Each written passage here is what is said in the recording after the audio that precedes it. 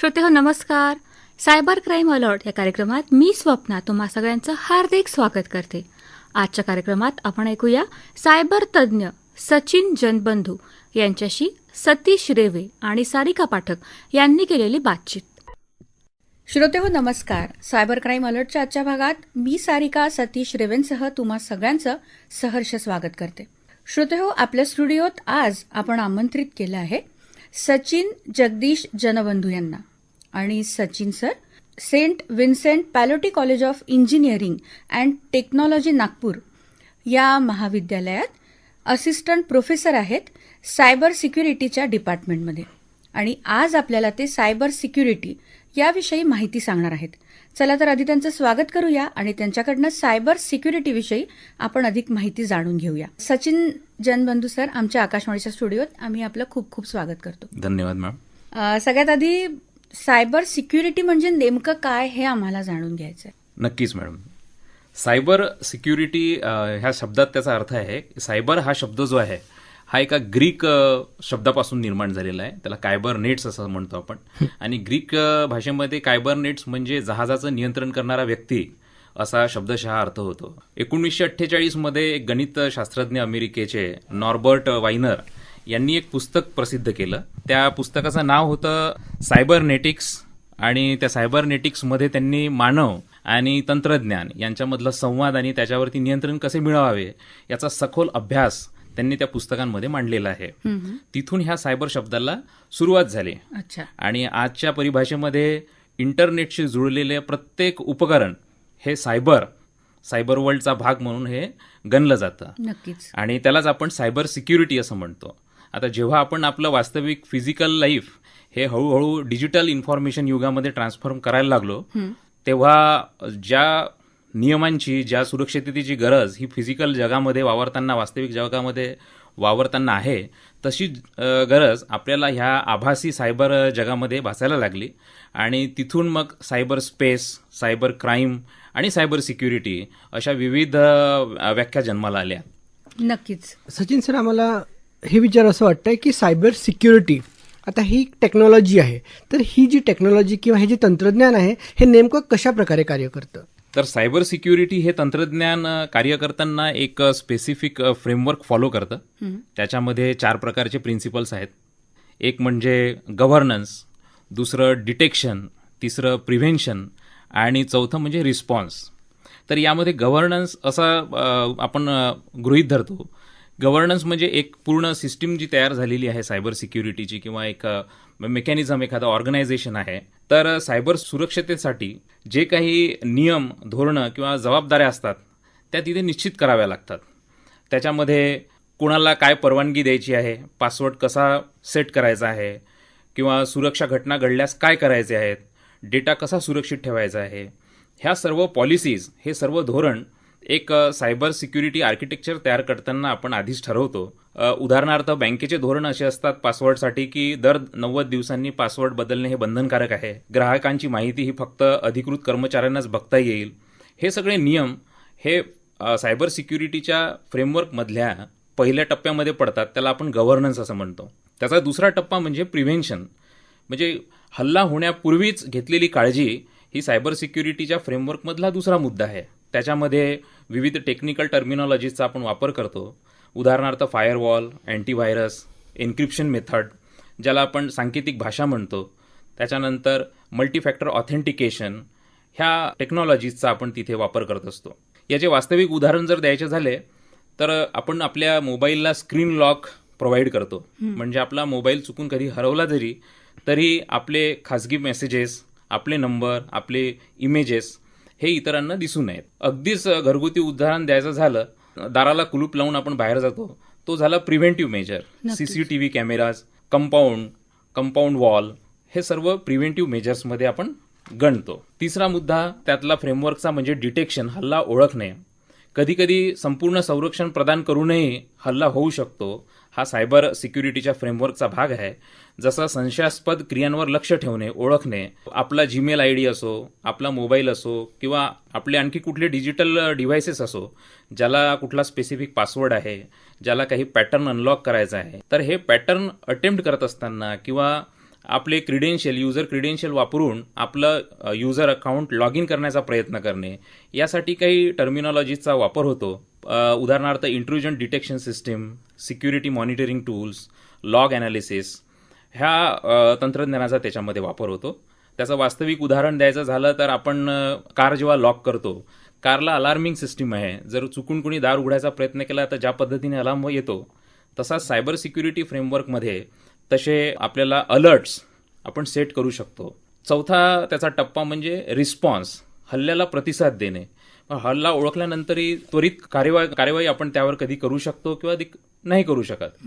तर तशा सिच्युएशनमध्ये आपण नुकसान हे कमीत कमी व्हावं आणि जो आलेला हल्ला आहे किंवा अटॅक आहे, सायबर अटॅक, तो थांबवू शकलो पाहिजे अशी प्रणाली निर्माण करून तयार असणं, त्याला आपण रिस्पॉन्स मेकॅनिझम म्हणतो.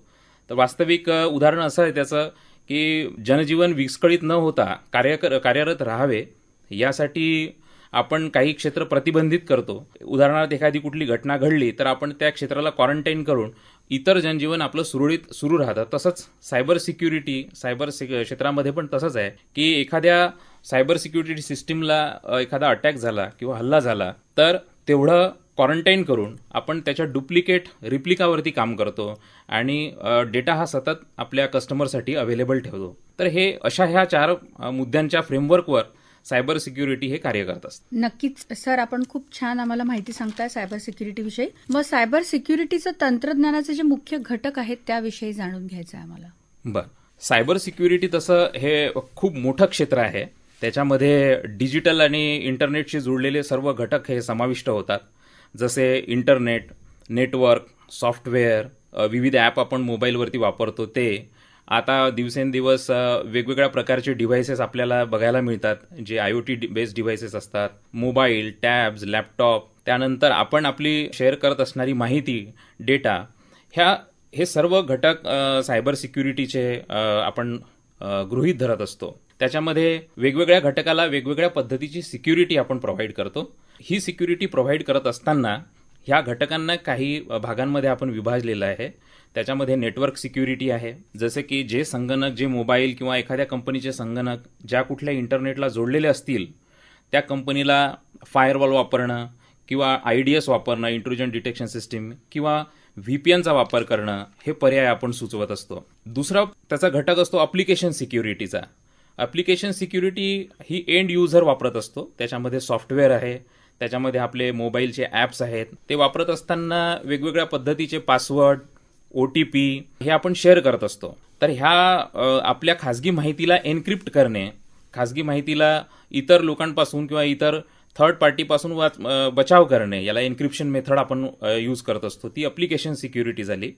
त्यामध्ये सॉफ्टवेअर कोडिंग, टेस्टिंग, अपडेशन ह्या सगळ्या घटना घडत असल्यामुळे ग्राहकांची माहिती किंवा कन्झ्युमरची माहिती सुरक्षित ठेवणे ही एक जबाबदारी बनते, ती अप्लिकेशन सिक्युरिटी लेवलला येते.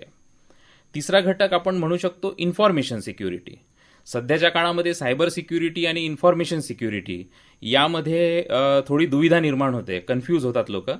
पण इन्फॉर्मेशन सिक्युरिटी हा सायबर सिक्युरिटीचा एक सब डोमेन आहे, ज्याच्यामध्ये आपण वापरकर्त्याच्या खाजगी माहितीचा सुरक्षिततेचा विचार करतो.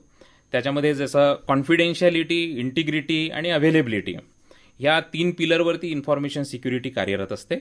कॉन्फिडेन्शियलिटीचा अर्थ जर आपण घेतला तर आपण वापर करत असलेल्या, आपण शेअर करत असलेल्या माहितीची गोपनीयता राखणं. दुसरं इंटिग्रिटी, अखंडता. जी माहिती आपण पुढच्या व्यक्तीला पाठवतो आहे ती माहिती जशीच्या तशी त्याच्यापर्यंत पोहोचणं, किंवा त्यांनी जी माहिती आपल्याला पाठवलेली आहे ती जशीच्या तशी आपल्यापर्यंत पाठवणं. अवेलेबिलिटी ह्या मुद्द्याचा अर्थ असा होतो की एखाद्या ऑर्गनायझेशनला सबस्क्राईब केल्याच्या नंतर त्या व्यक्तीची संबंधित माहिती ही त्याला वेळोवेळी त्याच्या मागणीनुसार त्याला मिळत राहावी याची दक्षता आपण बाळगत असतो. हे सगळं करत असताना इन्फॉर्मेशन सिक्युरिटी हा जो घटक आहे हा मुख्यरित्या कार्यरत करतो. हा मुख्य घटक मानला जातो सायबर सिक्युरिटी क्षेत्रातला. आणि त्याच्यानंतर end point security. End point security ही उपकरणांची सुरक्षा असते. जसं आपण मोबाईल वापरतो तिथे एखादा मॅलिशियस प्रोग्राम ज्याला म्हणतो सॉफ्टवेअर, जो वापरून हॅकर्स, अटॅकर्स आपल्या मोबाईलमधली, टॅबमधली गोपनीय माहिती चोरतात, ज्याला आपण हॅकिंग म्हणतो, किंवा मग अशा पद्धतीचे काही मॅलिशियस प्रोग्राम इन्स्टॉल करतात की ज्यामुळे आपला मोबाईल लॉक होतो, ज्याला रॅन्समवेअर अटॅक म्हणतात, किंवा मग माहिती आपली पब्लिक केल्या जाते आणि वेगवेगळ्या पद्धतीच्या डिमांड्स केल्या जातात. तर त्यासाठी एक अँटीव्हायरस जसं आपण वापरतो, तर ही एंड पॉईंट सुरक्षा म्हणजे डिव्हाइस सुरक्षेमध्येही गणली जाते. हे ते सर्व प्रकारच्या उपकरणांची सुरक्षा आपण लक्षात घेतो. तिथे सर्व IoT डिव्हाइसेस आले, टॅबलेट्स आले, मोबाईल, लॅपटॉप, संगणक हे सर्व आले. 5व्या पद्धतीचा आता आपल्या स्मार्ट डिव्हाइसेसमध्ये मेमरी स्पेस कमी असल्यामुळे आपण थर्ड पार्टी क्लाउडचा वापर पण करत असतो, जिथे आपण गुगलचा मोस्ट ऑफ द लोक वापर करतात. गुगल ड्राईव्ह असो, जीमेल ड्राईव्ह असो, फोटोज असो. तर आपल्याकडे स्पेस कमी झाल्यामुळे आपण ब्लाइंडली त्या सगळ्या गोष्टी त्या थर्ड पार्टी क्लाउडला आपण अपलोड करतो. तर क्लाउडमधले साठवलेली जी इन्फॉर्मेशन आहे, माहिती आहे, ती सुरक्षित ठेवणे हा सुद्धा सायबर सिक्युरिटीचा एक घटक आहे. तर क्लाउडमधली माहिती ही जी राहते ही एन्क्रिप्टेड असते आणि ती अवेलेबिलिटीनुसार त्या पर्टिक्युलर वापरकर्त्याला प्रोव्हाइड करावी लागते. 6वा घटक त्याचा आपण म्हणू शकतो आयडेंटिटी अँड ॲक्सेस मॅनेजमेंट.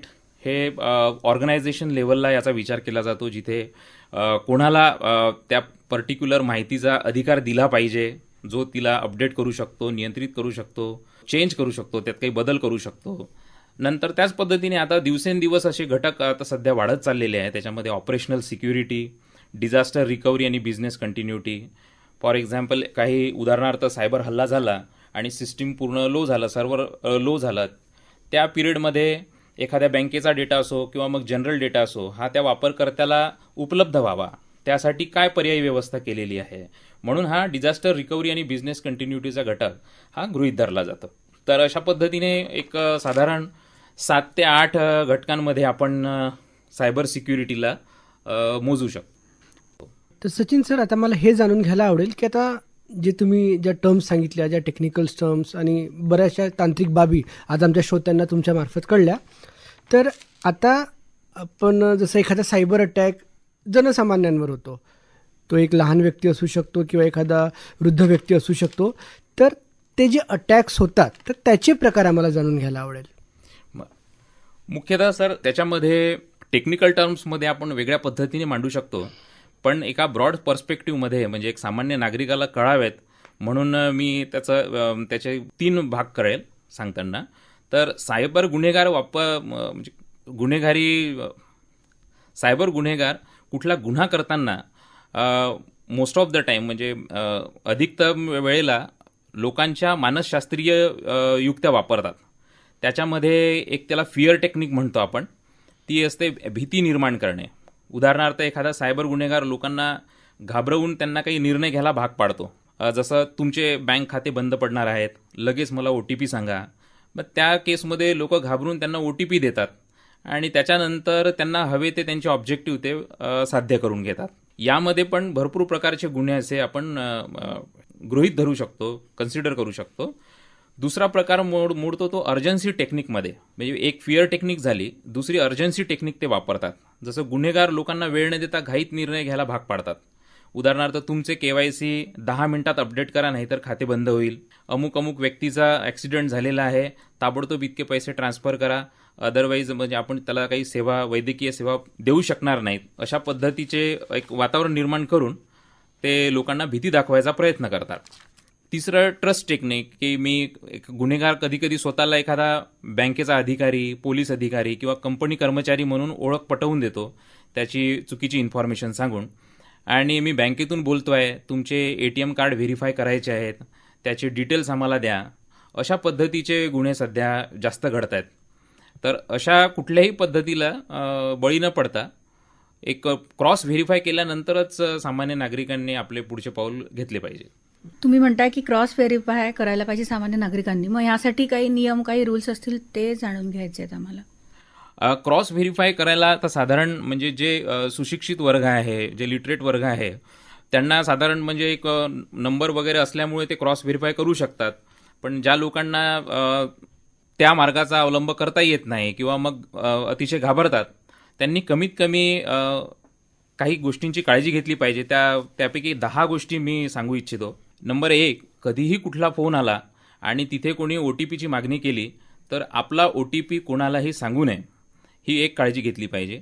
दुसरी काळजी अशी की आजकाल व्हॉट्सॲपवरती किंवा टेक्स्ट मेसेजेसवर अशा विविध प्रकारच्या लिंक येतात. ती लिंक ओपन झाल्यानंतर तुम्हाला लॉटरी लागलेली आहे किंवा तुम्हाला इथे KYC करायची आहे किंवा तुम्हाला बँकेचा डेटा अपडेट करायचा आहे, अशा पद्धतीची एक खोटी माहिती दिली जाते. अशा अनोळखी लिंकवर क्लिक करू नये. जे काही पासवर्ड, तिसरा मुद्दा, जे काही पासवर्ड आपण वापरतो ते पासवर्ड थोडे मजबूत बनवायचे. त्याच्यामध्ये रिपिटेशन नको, वारंवारता नको.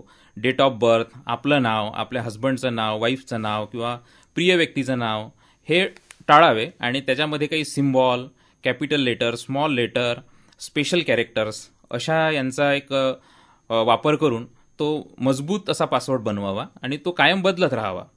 चौथा मुद्दा सांगेल की सोशल मीडियावर आपली वैयक्तिक माहिती कमीत कमी शेअर करणं हे गरजेचं आहे. ती कमीत कमी शेअर करावी. पाचवा मुद्दा सांगेल की फक्त अधिकृत जे ॲप्स असतात कंपनीचे, आपण अँड्रॉइड ॲप वापरतो वेगवेगळे, तर हे अधिकृत शासनमान्य किंवा फार नामांकित कंपनीचे जे ॲप्स असतात तेच डाउनलोड करून त्याचा वापर करावा. सहावा मुद्दा असा सांगेल की पब्लिक एरियामध्ये कुठे फ्री वायफायचं कनेक्शन दिलेलं असतं, तर पब्लिक वायफायवर बँकिंगचे ॲटलिस्ट कामं करू नये. त्याच्यानंतर तसं कुठलेच रिसोर्सेस वापरू नये फ्री ऑफ कॉस्टवाले इंटरनेटशी निगडीत, त्या टाळावेत. सातवा मुद्दा सांगेल की मोबाईल आणि संगणक जिथे जिथे आपला डेटा लिंक असतो तो डेटा कायम अपडेट करत राहावा. आठवा पॉईंट मी सांगेल की संशयास्पद समजा कुठला कॉल आला किंवा मेसेज आला तर त्याच्यावर कधीही विश्वास ठेवू नये. नववा पॉईंट सांगेल की जेव्हा कुठे आपण मल्टीफॅक्टर ऑथेंटिकेशनचा वापर करतो तिथे 2 फॅक्टर तरी कमीत कमी वापरले पाहिजे. फॉर एक्झाम्पल, आपण कुठे बँकेचा ॲप वापरल्यानंतर आपण त्याचा पिन टाकतो. पिन टाकल्यानंतर कुठलेही ट्रान्झॅक्शन करण्याच्या आधी आपल्याला बँकेकडनं एक OTP येतो. तर हे 2 फॅक्टर ऑथेंटिकेशन ॲक्टिव्ह करूनच बँकेचे फिनान्शियल ट्रान्झॅक्शन केले पाहिजेत. आणि शेवटचं सांगेल पॉईंट की कधी नकळत आपल्या हातून अशा गोष्टी घडल्या आणि काही चूक झालीच तर ताबडतोब नजीकच्या सायबर पोलीस स्टेशनला जाऊन एक FIR नोंदवली पाहिजे किंवा मग त्यांचे वेगवेगळे नंबर आहेत 1930 जिथे आपण फिनान्शियल फ्रॉड करतो. सोशल फ्रॉड आपल्याशी झाला तर 1945ला आपण तक्रार नोंदवतो. ह्या रिसोर्सेसचा वापर केला पाहिजे. सचिन सर, जाता जाता आम्हाला आणि आमच्या श्रोत्यांना आपण काय सांगू इच्छिता? जाता जाता एवढंच सांगेल की सायबर गुन्हेगार हे संगणकापेक्षा जास्त माणसाच्या मनावर हल्ले करतात. त्यामुळे जितकी तांत्रिक सुरक्षा महत्वाची आहे तितकीच जागरूकता देखील महत्वाची आहे. नक्कीच. म्युझिकल ब्रेक नंतर पुन्हा एकदा सगळ्यांचं स्वागत. सचिन सर, आज आपण आमच्या आकाशवाणीच्या स्टुडिओत आलात आणि सायबर सिक्युरिटी याविषयी आम्हाला खूप उत्कृष्ट माहिती सांगितली. त्याबद्दल आम्ही आपले खूप खूप आभार मानतो. धन्यवाद. धन्यवाद. श्रोते हो, आपण ऐकत होतो आजचा आपला सायबर क्राईम अलर्ट हा प्रोग्राम. आज आपण सायबर तज्ज्ञ सचिन जनबंधू यांच्याशी सतीश रेवे आणि सारिका पाठक यांनी केलेली बातचीत ऐकलीत. या कार्यक्रमातून निश्चितच आपल्याला लाभ होईल अशी मी आशा करते. तेव्हा सायबर क्राईम अलर्ट कार्यक्रमाचे सादरकर्ते सतीश रेवे यांच्याबरोबर मी स्वप्ना आपली रजा घेते. धन्यवाद. नमस्कार.